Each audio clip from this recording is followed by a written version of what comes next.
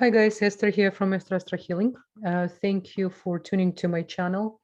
Today it's the part 2 of a video about the South and North nodes, and they change in the position very, very soon. And my first video, I just gave you a brief explanation. And today I'm going to give you just a little bit more technical side, what really those two nodes represent in our natal charts, and as well what's going to happen for all 12 signs. Now, this is just the beginning of the video, and then after this short explanation, you probably already log into Moon, which is represent your sign in your natal chart. I do not recommend to check under your rising, because this is the reason why it's called nodes, moon nodes, because it's only connect to your moon. It has really not much to do with your rising. Now you need to put your moon as a first house position. So basically very simple. When I'm going to make announcement, if your moon in particular sign in your chart, this is exactly where it's going to affect for your particularly natal chart for the next almost 2 years. It's 19 months or closer to 19 months. Okay, so let's try to understand a little bit more what's really going to happen. And it's probably one of the most important events. It's connecting to our spiritual growth. It's connecting to our Tikkun process. Tikkun in Hebrew, it's our incarnation, correction, what we came really, so to say, to overcome and to understand better. Now, in Indian astrology, it's called Rahu, and Rahu, it's south node, it's north node. Okay, so what we really need to understand about north node, it will transit in Aries. And what is really Aries? Aries, it represents Mars, planet of Mars, right? So Mars is extremely important as well. You know, the nodes, there's a reason, another way ancients used to call the lunar nodes the nodes of fate. So you can imagine how they are very, very important for our Tikkun process, for our spiritual growth, right? So the Rahu and Ketu are points of the moon, just for you to understand. They're not really physical body, like a planetary body, like a star. This is energetical force, which is constantly work with the moon.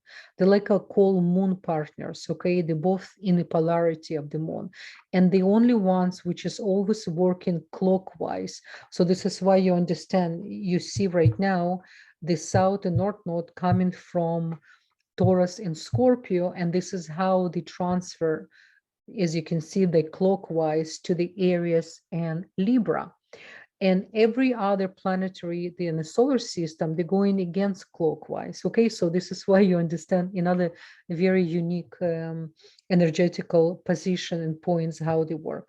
And when you check your natal chart, one of the very important things I always discuss with my clients and my students about north and north node and south node, because south node represent our past life and north node represent our current Tikkun, our challenges we're going to face, but they very, very interconnect. So let's tune a little bit more deep in. So the transitions already start in March 17. Okay, so if you remember my previous video, we discussed March 17. We slowly start to enter to the new corridor, start to exchange the energy from the previous positions, right? And remember, previous positions was really important. So you probably already feel so liberating, learned so many lessons for the last 2 years to understand so many things. This is how powerful was nodes of Scorpio and Taurus. And now we entering the most karmic nodes, okay, most karmic nodes, because they connect to the relationship, because it's all about relationship with everything, all mineral kingdom, vegetarian kingdom, a human kingdom, right? It's all about relationship with our partners, with our children, with our family, with our co-workers, everything we touch. Very, very important notes. So this transition, really, the real main transition and points will happen on April 12th.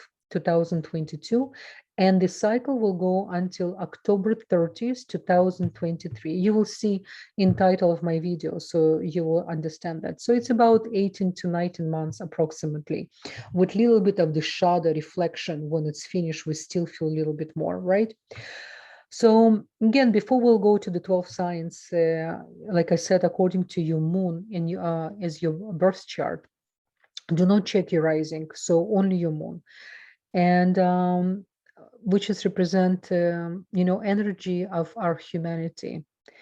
Rahu, what is really Rahu note? Rahu note in a Sefer Yezirah, if you ever saw how it's look on Sefer Yezirah, I did make few, my previous videos, I show you the screenshot of a Sefer Yezirah, it's look like a dragon, right?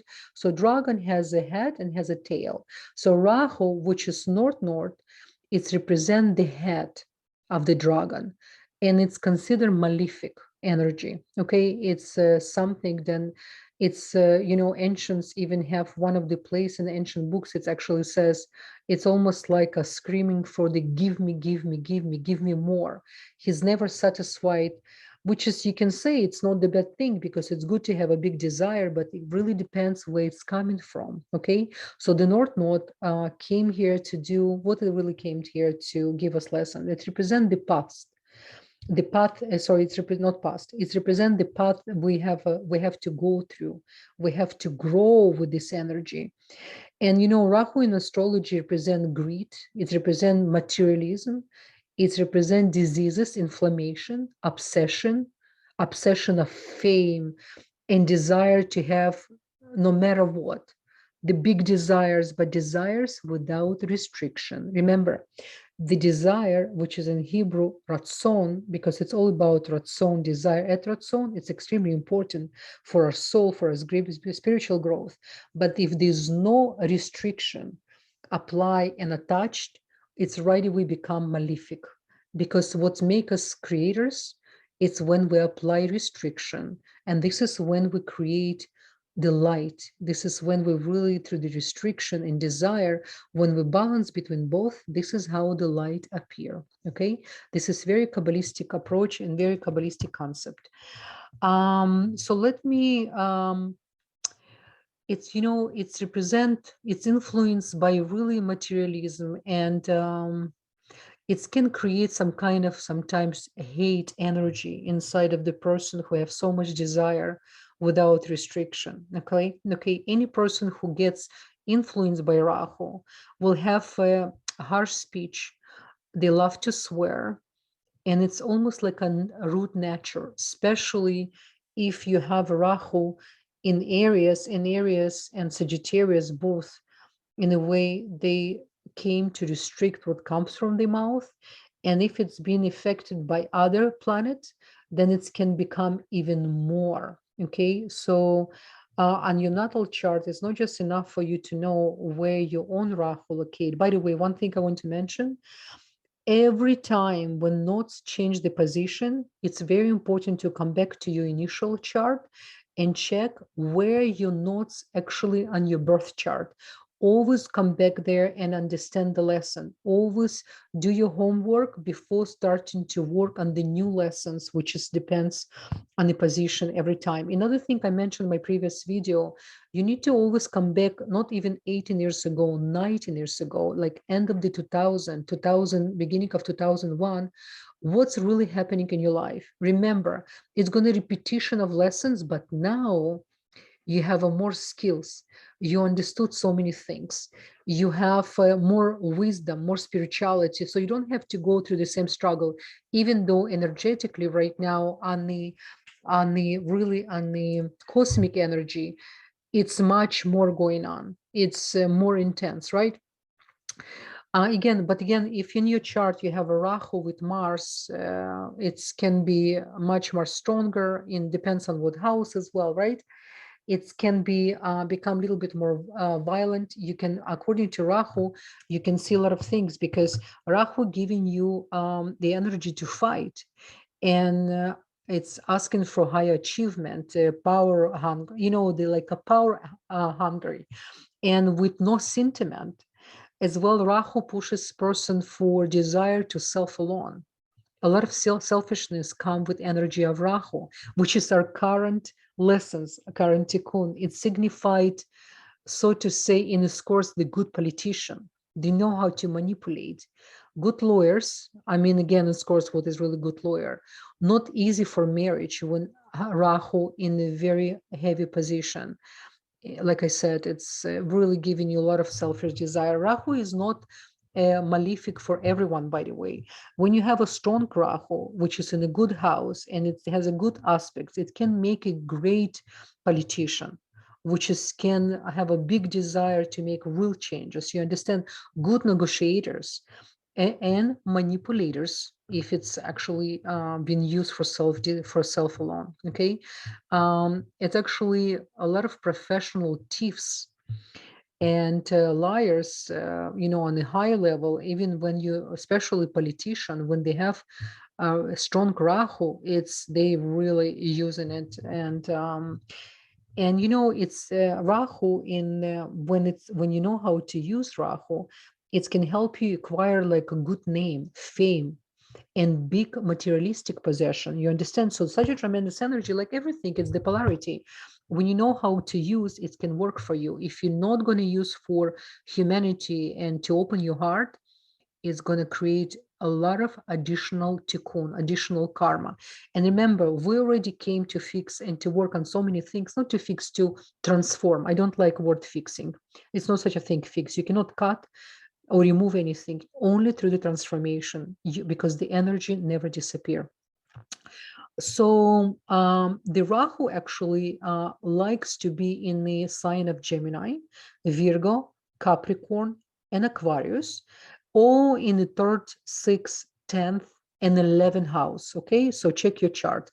But again, there's so many things you need to look at as well. What house, and then in what sign it is. There's a lot of things you can say about Rahu and Ketu, about your past life and your current situation, what really you came to work on it. We all need to be more careful about the choices and decisions we're going to make. And it's not even about careful. When you're growing spiritually, it's not longer to be careful. It's everything becomes so clear because you connect to such a big picture. You connect to other person pain like your own pain. This is the whole thing it's about. You understand? Let's go to the Ketu. Ketu is the south node. Okay. If Rahu is about worldly desires, give me, Ketu connect more to spiritual aspect, the responsibility, the wisdom, the spiritual knowledge in our tikkun process, okay? Because this is something, Ketu, the south node, is the dragon tail, like I said, right? It indicates what mistake were made in past and past life education, our knowledge we brought, memory from the past life, right? And what we brought to this lifetime. It is about isolation. This is why it's actually big time connected to the 12th house, because 12th house in Pisces, it's about isolation. And as you know, Pisces is the last sign of zodiac. It's contain a lot of knowledge, but in some level insecurity. So this life, we are detached from what we accomplished before. Sometimes we even feel uncomfortable if, for example, past life over Leo, we have so much fame and so much opportunities. This life, we're going to be lacking these opportunities, and we're going to have a really conflicted energy about this, right? So we need to understand that as well. And that includes lessons from our past, but in the same time, it's give us a lot of gifts, a lot of qualities we already master. So it's really important not to neglect this information, to know how to use, because it's very familiar to us. So we need to be not too insecure about it. Opposite, we need to know how to dig deep inside, because my teacher Rav always says, without knowing the past, without understanding the past experience of our soul, we cannot appreciate who we are now. This is how deep and important it is, okay? So the good Ketu positions, it can make you gifted in spiritual achievements. It can make you spiritual giant in your society, in your family. To be spiritual giant and leader, it starts from your family. It's some of the like a healing powers you can have. if any planets Ketu in the same house, the Ketu can be even more positive and even more, right? It's feel more insecure. It can, like I said, insecurity depends what position and what planets it's sitting beside. It's sometimes giving you like uncertainty and doubts. And remember, what is the doubt in Hebrew? Safek. It's one of the worst thing you can do. And this time, and Ketu, this time, it's going to be in Libra. And Libra, it's one of the number one sign who has a lot of uncertainty because of the Venus. Remember, Venus in Hebrew called Noga. Noga, it's one of the heaviest klipot. Klipa in Hebrew, shelf. Shelf, shelf which is we cover with illusion. It's one of the heaviest klipot we came to overcome is the safek, it's uncertainty. Because in astronomy, if you look at the Venus, she's surrounded by fog. She remained in a foggy. This is why there's nothing worse to drive in a foggy weather. You have to be very careful. You don't know where you're going. You understand? So we came with this energy. We will be required to be more clear and certain, to be more daring in our spirituality in a good way, to go to help someone without too much thinking, without with too many calculation, too many insecurity, what other people will think, if I will be appearing in the right light, if that, no, to be like a real spiritual warrior, very, very important. A Ketu as well can bring challenges like depression, anxiety, self-independency, right? Poor focus, some different diseases, especially in the joint pains, okay, and bleeding because of inflammation. For some countries, if they have Ketu will be inflicted by Mars, so it will be in a really not in a positive houses, it can bring hunger, imprisonment, accidents. I don't like to use this, but Ketu can work such a different way if you, because of the level of insecurity, even though it represents spirituality, if we don't know how to activate this energy proper way, it's like everything, it can work against us. And one of the, by the way, positive houses for Ketu is the 3rd, 11, and 12 houses. And Ketu, by the way, she likes to be with Virgo, Sagittarius, Capricorn, and Pisces. Okay, so something for you to understand. The mental health problems can also seen powerfully from position of Rahu and Ketu in your chart. You can say a lot of things about the mental state of a person, depends on the south and north node, because remember, what is the moon? Moon is the karma collector. You understand? And moon, it's very important if it's location on you, not just you, on your IC as well. So the Ketu and Rahu, there's such a powerful points in your chart on you for your emotions, for your deep, deep thinking. So really important. So guys, before we're going to start right now for each of your sign, according to your moon sign, right? I do recommend for you as well to listen to sign which is the connect on your birth chart. So for example, let's say your moon in Cancer, and I'm going to make announcement. I will say, for example, for Cancer, this time Rahu in Ketu will transfer. Rahu will transfer in 10th house, and Ketu will be transferring in 4th house. What I do recommend for you as well, to look at your natal chart. I'm talking about sidereal system, right? Babylonian sidereal system. Do not check Western astrology. Check really on the real calculation direct sky. It's always attached under my each video. You can go to the website, the calculator, and enter your information under sidereal system. So besides your moon, I do recommend for you to check on your initial signs as well, just kind of to refresh your memory, the comments I'm going to make, so you will understand as well the Tikkun. Okay, so let's say in your natal chart, you have actually Rahu in Aries and Ketu in Taurus. So listen what I'm going to tell about Aries and Taurus as well. Okay, so it's going to be benefit for you. Now, to conclude my beginning of this video in a nutshell, this is this transit, it's all about relationship, like I said in the beginning of the video, how to accept the other human being. Listen to me, guys, how to create unity. There's nothing more powerful, nothing more powerful than unity. Because remember, even on our body, the cancer cells start to be activated when there's a separation in your body. When your body in unity, the red cells, they're in control. As soon there's a separation, the cancer cells appear, because they only can be activated when your body not happy, when there's a separation inside of your body. Same thing here. We in the Mother Earth, we're one body, we're one soul. I actually really love what one of my Raf's students, Billy Phillips, he wrote in one of his comments about the current situation. It's really, really in tune with what's happening right now. He says that we must somehow cross over the opposition point of view we have. We all have our, right? We all have our opposite point of views, and let it go of all we are, so to say, preconceived, our how we see things, how we think the thing should be. It's kind of tightly held, like it's no notion, you understand? And release the anger and frustration, and realize we are in a higher truth. It's much higher picture.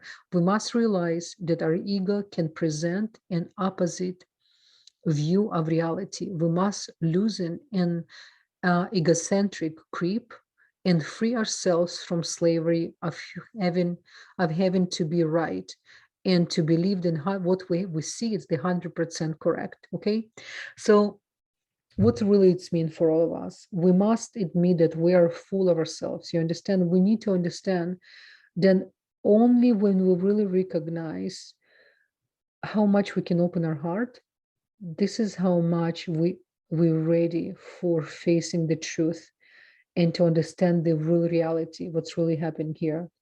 And we can climb the higher mountain of ourselves on completely new level.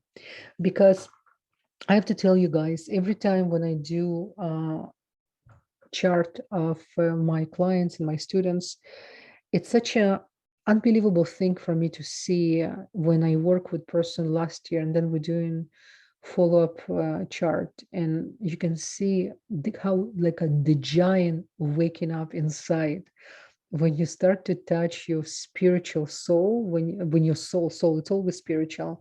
When you start to be truthful to yourself, there's nothing more powerful when you are truthful to yourself. And when you start to find your true self, your soul, it's almost you look at the past, and you start to think, my God, it's like a different person. This is what really spirituality.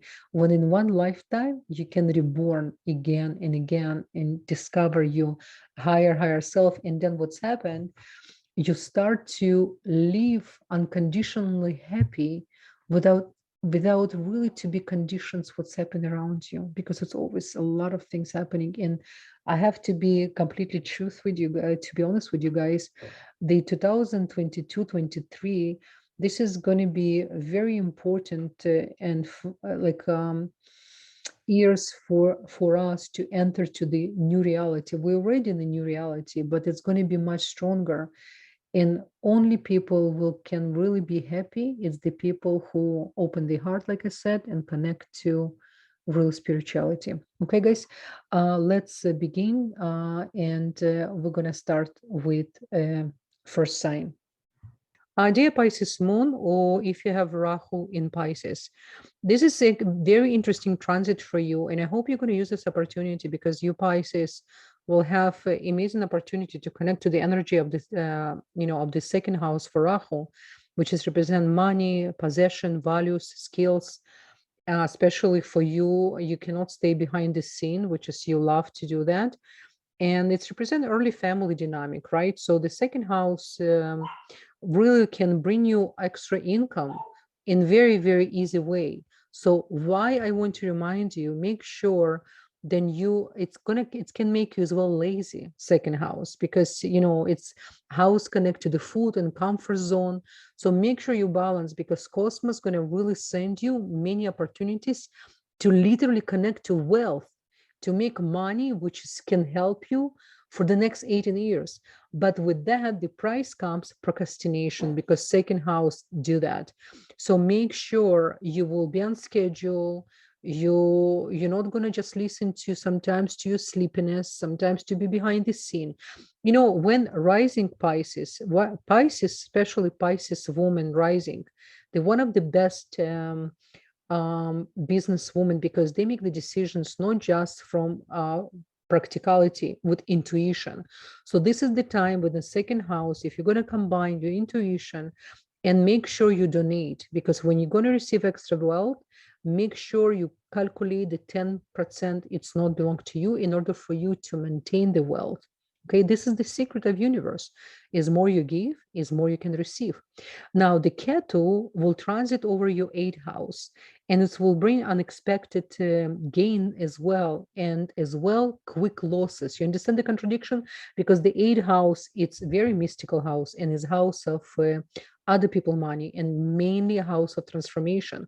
So you will be challenged by the wealth and opportunities you may receive. Make sure you always apply spirituality. Make sure you will understand, and especially you will have opportunity to channel for other people. And it's actually really great if you study astrology, or you in any occult or esoteric. It's going to be amazing when Ketu in 8th house, because Ketu represents spirituality. When it's 8th house, it's become much stronger. It's dig deep. It's try to understand, because there's a Pluto energy and Scorpio energy attached to it. So for you Pisces, you will be extra psychic. Just make sure you will know how to use this energy. Okay, and foreign travels will also be very successful for you. Take care of your health. And because of the second house, it represents your family early dynamic. Some members of your family may experience some health issue. So the reason it's in your house, they will need you. But because it's 8th house, you will need to help them to understand not just the 1% why they're not feeling well. You will need to help them to channel and to go through transformation, understand then spirituality is essential. When we grow in spiritual, when we start behave differently, we change traits of thoughts, our body start to listen to us, we start to nourish body, because body very intelligent. Remember, anything we say about ourselves, body take it seriously. Even when sometimes we joke, but we say some terrible jokes even about ourselves, it's not a good idea, because body have a memory, it's taken. So it's going to be opportunity for you, because of the 8th house, through your own transformation, to show people how to transform. Because we can't just go and pose on people our ideas. People need to see, then we really we walk the talk. Very, very important. Okay, Pisces, I'm really happy for you guys. Make sure you're going to use your intuition on a practical level, and you can really prosper. And there's nothing better when people who connect to spirituality, who high spiritual, they prosper, because the money will go to the right direction. They will go to spirituality to help other people to grow spiritually, etc. Okay, so I wish you guys many blessings. Pisces, you're the last sign of zodiac. You represent Malchut of Malchut, the manifestation, the big desire. But in same times, because of your own procrastination, sometimes the blessings come and you're not there. So this time, I want you guys to understand that. You see, for all 12 signs, I put for you guys the energy of Yud Kei Vav Kei. Always meditate on the letters, on Kuf and Gimel, and then meditate on the name of God, and it will give you more support. Okay, thank you so much. Bye-bye.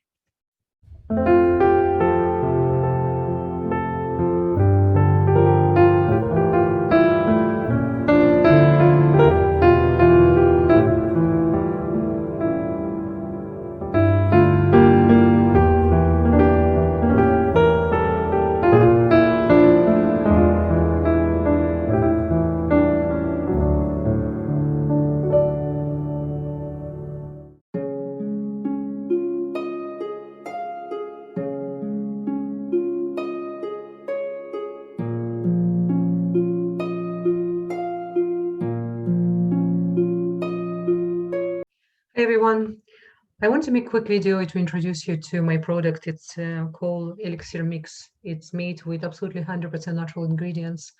And you can see it's especially made in glass bottle, because the natural essential oils, they cannot stay in the plastic at all.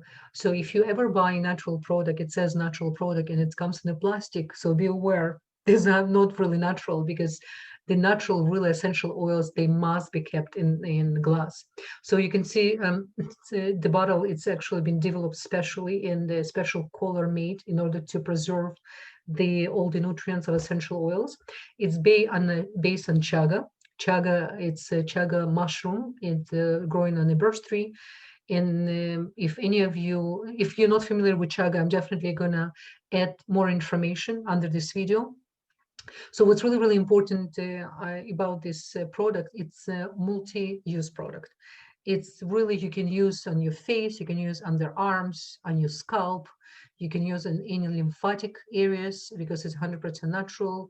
It's contain, except the chaga, it's actually triple extracted chaga. What it means is triple extracted. It's a special way in pressure, being cooked in special facilities over 40 hours, because the chaga, because it's growing on very harsh environment, in cold, it's require really long time in order to take all the good stuff from chaga. Now, what really one thing I want to mention about the chaga, chaga is the only natural product found in the planet Earth, which is contain the highest level of arak. What is the arak? It's a really antioxidant. So there's no other product contain such a high level of antioxidants. Plus there's castor oil, it's rosemary oil, grapeseed oil. It's all based on the rose water. So it's absolutely amazing product. We have a lot of clients, they use it even for the babies, for skin rash. My skin, I'm 50 years old right now, and I stopped using any chemicals on my skin about 10 years ago, completely cut everything. So this product I've been using over 5 years. I can't even tell you what is really did to quality of my skin and its protection. You're welcome to visit our Amazon account. You can see the comments of other people. It's really, really excellent product. I hope you will be daring to try. I would love to hear your feedback. And I have to say, if you really care for your body, you would need to stay completely 100% away from any chemicals and any toxins, because our skin is the biggest organ of our body. And it's actually, everything is absorbed, it's going to our bloodstream, and then it's going to our liver. So if you really want to achieve the real level of health, it's not enough just what you eat. It's really important, of course, what you think. As you know, this is definitely number one. And then what you eat and what you put on your skin as well, it's extremely important. So I hope this video gave you a little bit more information about this product. And I hope you're going to use it as well, to try this product. And your health is my mission. And thank you so much, guys. All the best. Bye-bye. Oh, guys, something I forgot to mention. You actually, if you want to create night cream from this chaga elixir, you can actually add additional oils you love to use, whatever oils you can choose. So what's happened, the chaga is a carrier. It can activate even more all the benefits inside of natural oils. Another thing, when you wash your face and you use this product, what it does, it stabilizes the pH level, because you know our water, tap water, contain a lot of chlorines and chemicals as well. So when you wash your face and you apply any other natural product, sometimes it's absorbed inside of your skin. So when you're using this elixir mist, after you wash your face and you dry, you actually apply, and then you apply your other creams, whatever you use. I hope you use natural products. So it's actually can, as a carrier, activate better whatever you're going to use next. Okay, I hope this information and great benefit to you. Thank you so much. Bye-bye. Imagine a product that can replace many other products you already have without spending unnecessary money and without any toxins, chemicals, or radicals. Chaga Live created this highly effective multi-purpose skin formula elixir mist. It contains 100% natural ingredients, including triple extracted wild chaga, rosewater, castor oil, rosemary extract, and even the GMO-free vegan glycerin. It can be used on or for face, neck, scalp, underarms, lymphatic areas, skin rash, makeup primer, and more. It is pure and jam-packed with healing properties to deliver beautiful results. If you don't see the benefits firsthand, you can return the product with a money-back guarantee, so ordering is risk-free. See the results for yourself and place your order today.